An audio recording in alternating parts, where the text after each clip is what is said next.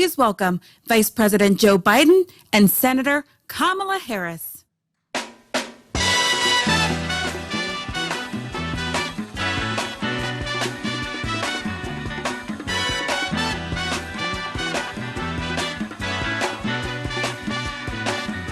Hush now, child, and don't cry. Hello. Thanks for being here. I wish we were able to talk to the folks outside, but we're keeping our social distancing and playing by the rules. Good afternoon, everyone.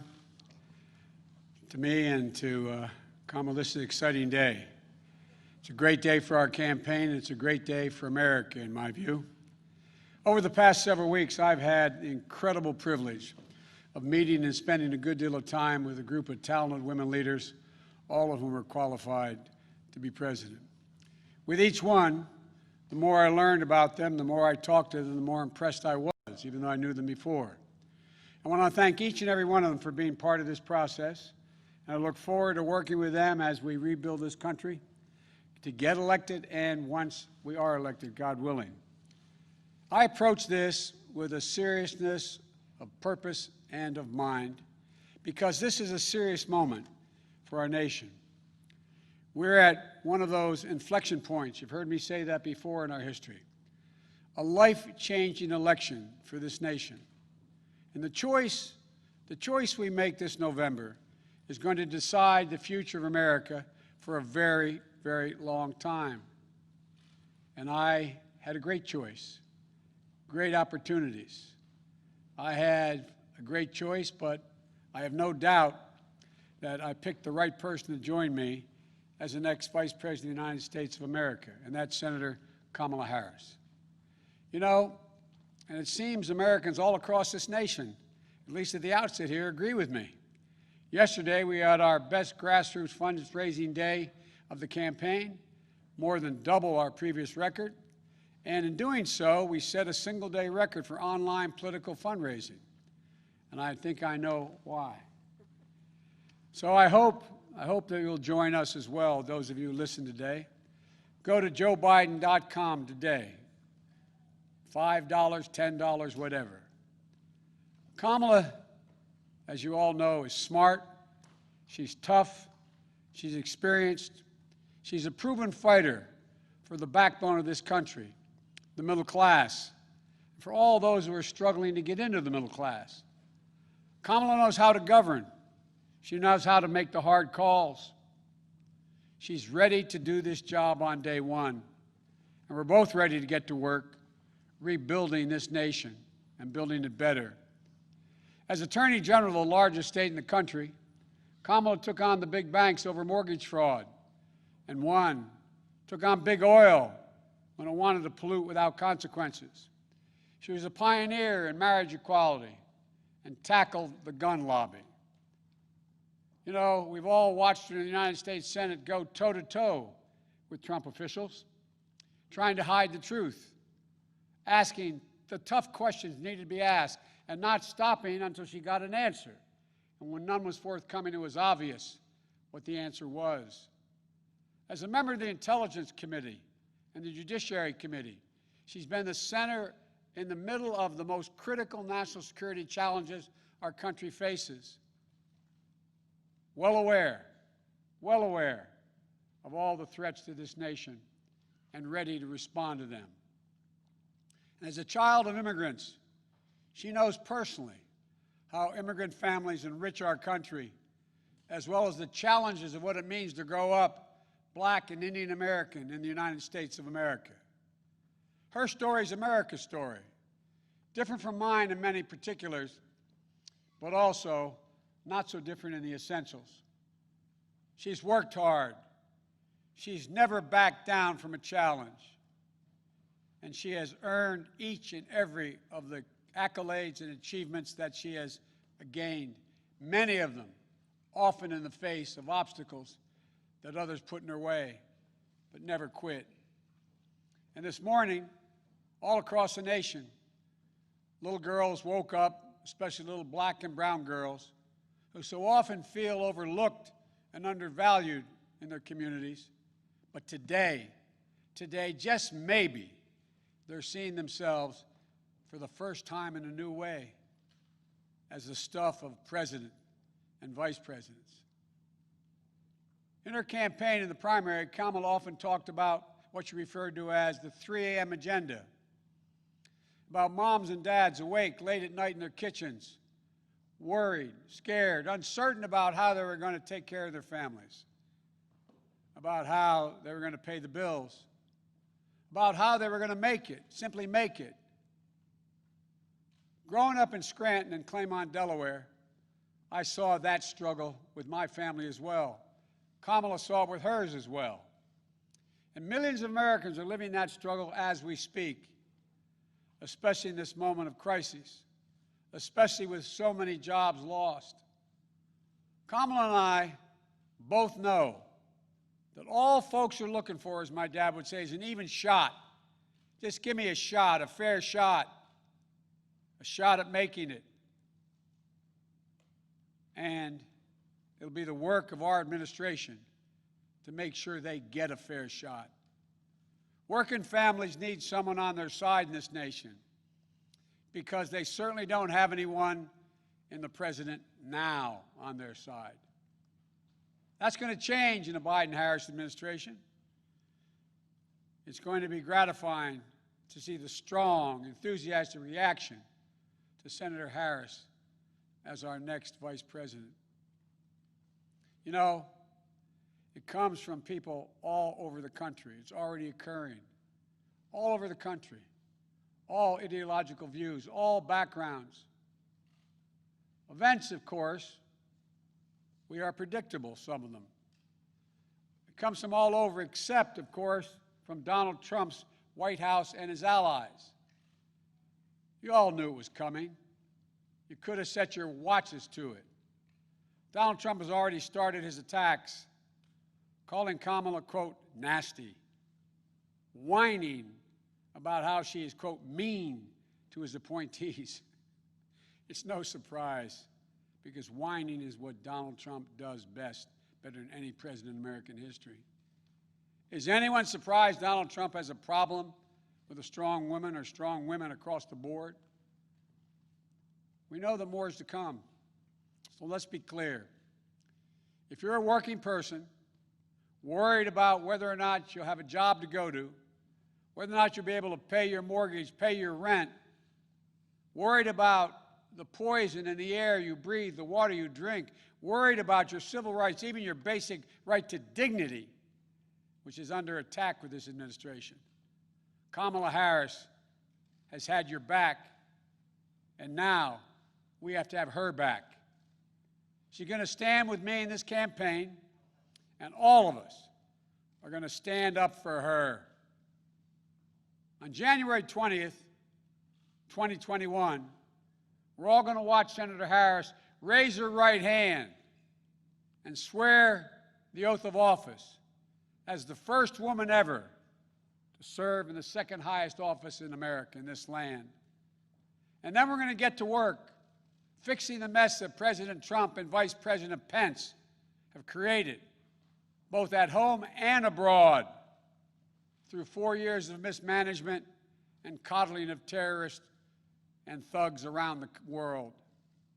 Not only will America dig itself out of this hole they put us in, we're going to build back, and we're going to build back better. We have a public health crisis while he's in court trying to do away with health care. With more than 5 million reported infections, 165,000 people dead and climbing as a consequence of COVID-19. And still, months later, no real leadership or plan from the President of the United States how to get this pandemic under control. No real help for the states and local governments trying to fill the vacuum of leadership from the White House. No real help for children and educators, for small businesses and frontline workers they're ones holding our country together. Instead, he's issuing executive orders and making promises that in the end will defund the Social Security system while insisting that this virus will disappear. The Joe Biden and Kamala Harris administration will have a comprehensive plan to meet the challenge of COVID-19 and turn the corner on this pandemic. Masking, clear science-based guidance, dramatically scaling up testing, getting states and local governments the resources they need to open the schools and businesses safely. We can do this. We just need a president and a vice president willing to lead and take responsibility. Not as this president says, it's not my fault. The governor should thank me more. As that old saying goes, give me a break. We have an economic crisis with more than 16 million Americans, 16 million still out of work. Donald Trump is on track to break another record, on track to leave office with the worst jobs record of any American president in modern history. But instead of doing the hard work of meeting face-to-face with congressional leaders, Democrats and Republicans in the White House, like every other president has done in a crisis, to get Americans the relief they need and deserve, Donald Trump is on the golf course. If I told you this 3 years ago, you'd look at me like I was being crazy. He hasn't even met with the leadership. He doesn't have time, it appears. We have a climate crisis that Donald Trump refuses to even acknowledge. When he thinks about climate change, all we hear is the word hoax. The Biden-Harris administration is going to meet the climate crisis, protect the health of the American public. And along the way, we're going to deliver one word: jobs, good-paying jobs. We have a racial justice crisis. Donald Trump seeks only to inflame it with his politics of racist rhetoric and appeals to division. You know, today is not only the day I'm proud to introduce Senator Kamala Harris as the vice presidential nominee of the Democratic Party. It's also the 3rd anniversary of that terrible day in Charlottesville. Remember what it felt like to see those neo-Nazis? Close your eyes. And those Klansmen, white supremacists, coming out of fields, carrying lighted torches, faces contorted, bulging veins, pouring into the streets of a historic American city, spewing the same anti-Semitic bile we heard in Hitler's Germany in the 30s. Remember how it felt to see a violent clash ensue between those celebrating hate and those standing against it? It was a wake-up call for all of us as a country. For me, it was a call to action. My father used to say, silence is complicity, not original to him, but he believed it. At that moment, I knew I couldn't stand by and let Donald Trump, a man who went on to say, when asked about what he thought, he said there were very fine people on both sides. Quote, very fine people on both sides. No president of the United States of America has ever said anything like that. See him continue to attack everything that makes America, America. I knew we were in the battle for the soul of the nation. That's when I decided to run. And I'm proud now to have Senator Harris at my side in that battle because she shares with the same intensity I do. For she's someone who knows what's at stake. The question is, for all Americans to answer, who are we as a nation? What do we stand for? And most importantly, what do we want to be? You know, someone who knows that the future of this country is limited only by the barriers we place on our own imaginations, because there's nothing Americans cannot achieve when we put our minds to it. when we do it together. One of the reasons I chose Kamala is because we both believe that we can define America simply in one word: possibilities. Possibilities. Let me say it again. Possibilities. That's America. That's what sets this nation apart, is that everyone, the ability for everyone, and we mean everyone, to go as far and dream as big as hard work and their God-given ability will take them. When I agreed to serve as President Obama's running mate, he asked me a number of questions, as I've asked Kamala. But the most important was, he said to me, he asked me what I wanted, most importantly. I told him I wanted to be the last person in the room before he made the important decisions. That's what I asked Kamala.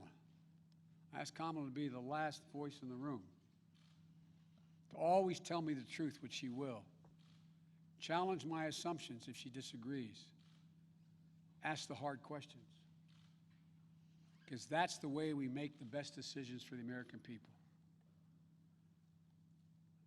I got a chance to spend some time at my home today with Kamala and Doug, and I want to thank them. I thank them publicly for agreeing to join and take this journey with Jill and me. Doug, you're going to have to learn what it means to be a barrier breaker yourself in this job you're about to take on. America's first, second gentleman. And although they're not with us here today, I want to thank Ella and Cole as well. I had a chance to speak to Doug's mom and dad and to Ella and Cole. And we're going to get our kids together to let them know what's coming. My grandchildren are about the age of their children. I got to speak to them. My campaign has always been a family affair, every campaign I've run. So I've got some news for you. You're all honorary Bidens. And here's the best part. Kamala, you've been an honorary Biden for quite some time. You know, I came first to know who Kamala was through our son, Beau Biden. They were friends. They served as attorneys general at the same time. They took on the same big fights together. Kamala in California, Beau here in Delaware. Big fights that helped change the entire country. I know how much Beau respected Kamala and her work, and that mattered a lot to me, to be honest with you, as I made this decision. So now, we need to get to work, pulling this nation out of these crises we find ourselves in, getting our economy back on track, uniting this nation, and yes, winning the battle for the soul of America.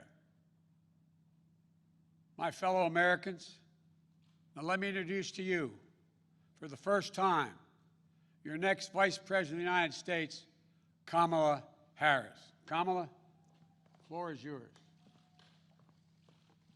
What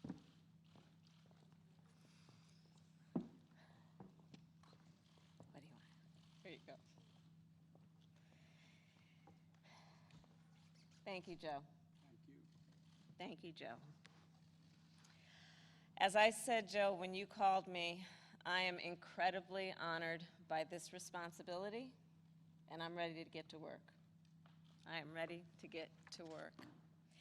After the most competitive primary in history, the country received a resounding message that Joe was the person to lead us forward. And Joe, I'm so proud to stand with you. And I do so mindful of all the heroic and ambitious women before me, whose sacrifice, determination, and resilience makes my presence here today even possible. This is a moment of real consequence for America. Everything we care about, our economy, our health, our children, the kind of country we live in, it's all on the line. We're reeling from the worst public health crisis in a century. The president's mismanagement of the pandemic has plunged us into the worst economic crisis since the Great Depression. And we're experiencing a moral reckoning with racism and systemic injustice that has brought a new coalition of conscience to the streets of our country, demanding change. America is crying out for leadership. Yet we have a president who cares more about himself than the people who elected him. A president who is making every challenge we face even more difficult to solve. But here's the good news. We don't have to accept the failed government of Donald Trump and Mike Pence. In just 83 days, we have a chance to choose a better future for our country. So, Joe, Dr. Biden, thank you for the trust you've placed in me. Jill, I know you will be an incredible First Lady. And my husband Doug and I are so grateful to become a part of your extended family. And ever since I received Joe's call, I've been thinking, yes, about the first Biden that I really came to know, and that, of course, is Joe's beloved son, one of his beloved sons, Bo. In the midst of the Great Recession, Bo and I spoke on the phone practically every day, sometimes multiple times a day, working together to win back billions of dollars for homeowners from the big banks of the nation that were foreclosing on people's homes. And let me just tell you about Bo Biden. I learned quickly that Bo was the kind of guy who inspired people to be a better version of themselves. He really was the best of us. And when I would ask him, where'd you get that? Where did this come from? He'd always talk about his dad. And I will tell you, the love that they shared was incredible to watch. It was the most beautiful display of the love between a father and a son. And Bo talked about how Joe would spend 4 hours every day riding the rails back and forth from Wilmington to Washington so he could make breakfast for his kids in the morning and make it home in time to tuck them in bed each night. All of this so 2 little boys who had just lost their mom and their sister in a tragic accident would know that the world was still turning. And that's how I came to know Joe. He's someone whose first response when things get tough is never to think about himself, but to care for everyone else. He's someone who never asks, why is this happening to me? And instead asks, what can I do to make life better for you? His empathy, his compassion, his sense of duty to care for others is why I am so proud to be on this ticket. And Joe and I, yes, we are cut from the same cloth. Family is everything to me too. And I cannot wait for America to get to know my husband Doug and our amazing kids Cole and Ella.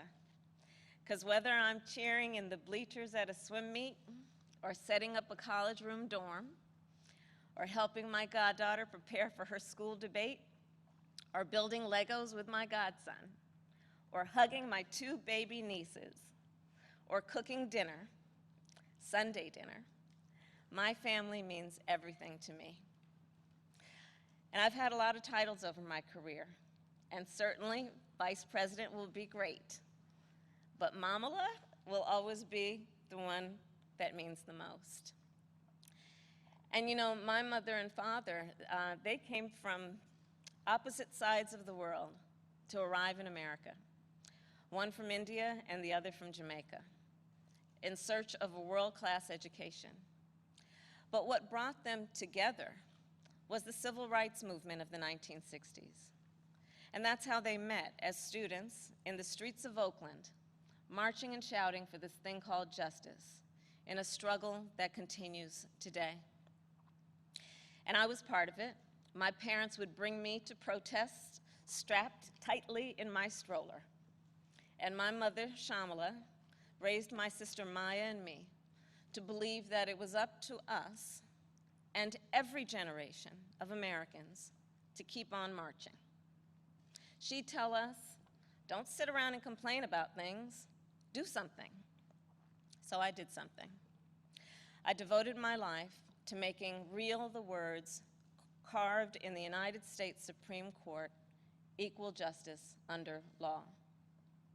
And 30 years ago, I stood before a judge for the first time, breathed deep, and uttered the phrase that would truly guide my career and the rest of my career. Kamala Harris for the people. The people, that's who I represented as district attorney, fighting on behalf of victims who needed help.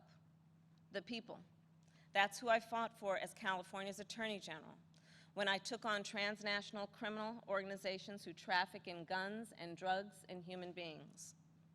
And it's the people who I have fought for as a United States Senator, where I've worked every day to hold Trump officials accountable to the American people. And the people are who Joe and I will fight for every day in the White House. And let me tell you, as somebody who has presented my fair share of arguments in court, the case against Donald Trump and Mike Pence is open and shut. Just look where they've gotten us. More than 16 million out of work. Millions of kids who cannot go back to school. A crisis of poverty, of homelessness, afflicting Black, brown, and indigenous people the most. A crisis of hunger, afflicting 1 in 5 mothers who have children that are hungry. And tragically, more than 165,000 lives that have been cut short. Many with loved ones who never got the chance to say goodbye. It didn't have to be this way. 6 years ago, in fact, we had a different health crisis. It was called Ebola. And we all remember that pandemic. But you know what happened then? Barack Obama and Joe Biden did their job. Only 2 people in the United States died. 2. That is what's called leadership. But compare that to the moment we find ourselves in now. When other countries are following the science, Trump pushed miracle cures he saw on Fox News. While other countries were flattening the curve, he said the virus would just, poof, go away. Quote, like a miracle. So when other countries opened back up for business, what did we do? We had to shut down again. This virus has impacted almost every country. But there's a reason it has hit America worse than any other advanced nation. It's because of Trump's failure to take it seriously from the start. His refusal to get testing up and running. His flip-flopping on social distancing and wearing masks. His delusional belief that he knows better than the experts. All of that is reason, and the reason that an American dies of COVID-19 every 80 seconds. It's why countless businesses have had to shut their doors for good. It's why there is complete chaos over when and how to reopen our schools. Mothers and fathers are confused and uncertain and angry about childcare and the safety of their kids at school, whether they'll be in danger if they go or fall behind if they don't. Trump is also the reason millions of Americans are now unemployed. He inherited the longest economic expansion in history from Barack Obama and Joe Biden. And then, like everything else he inherited, he ran it straight into the ground. Because of Trump's failures of leadership, our economy has taken one of the biggest hits out of all the major industrialized nations, with an unemployment rate that has tripled as of today. This is what happens when we elect a guy who just isn't up for the job. Our country ends up in tatters, and so does our reputation around the world. But let's be clear, this election isn't just about defeating Donald Trump or Mike Pence. It's about building this country back better. And that's exactly what Joe and I will do. We'll create millions of jobs and fight climate change through a clean energy revolution.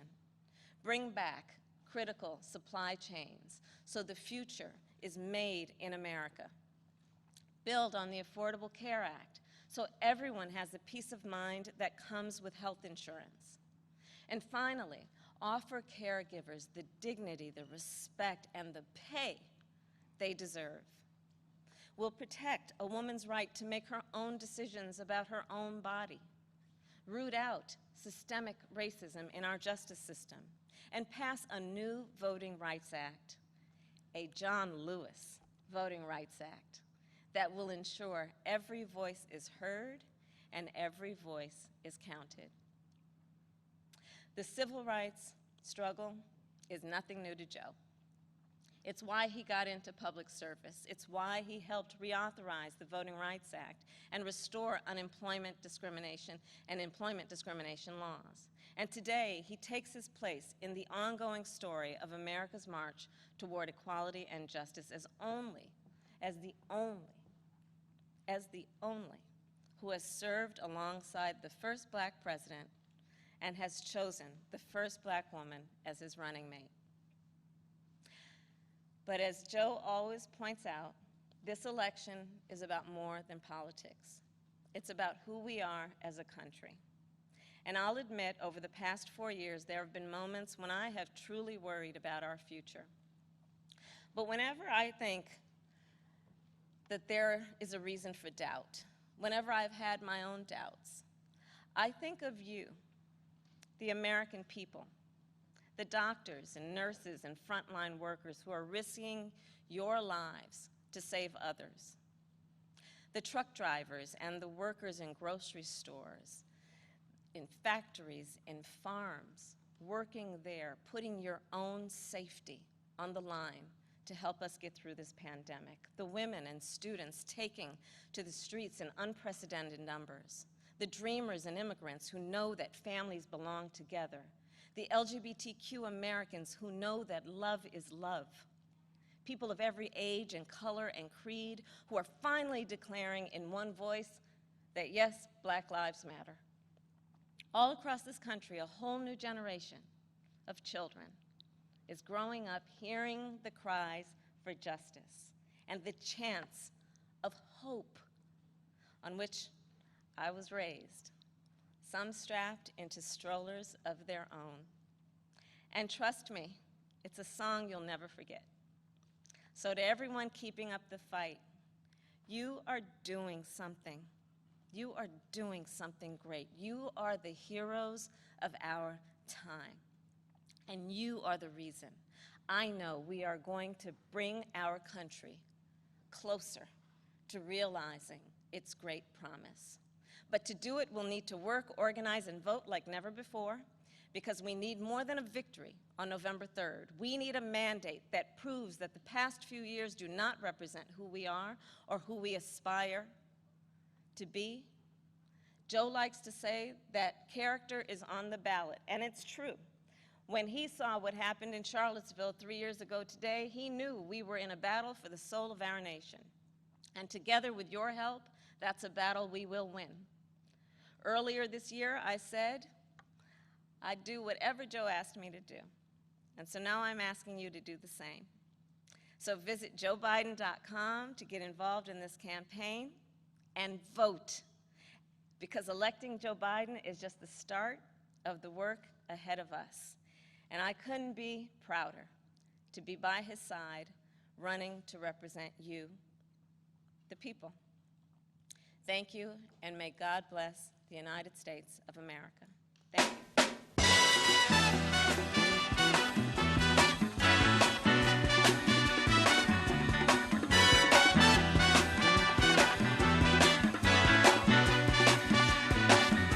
Hush not, child, and don't cry.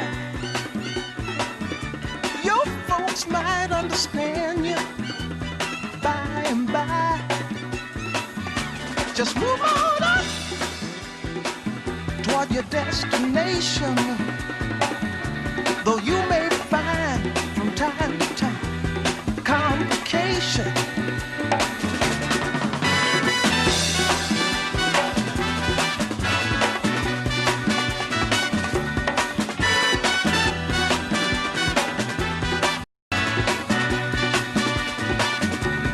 Bite your lip and take the trip. Though there may be wet road ahead and you cannot slip, just move on up. For peace, your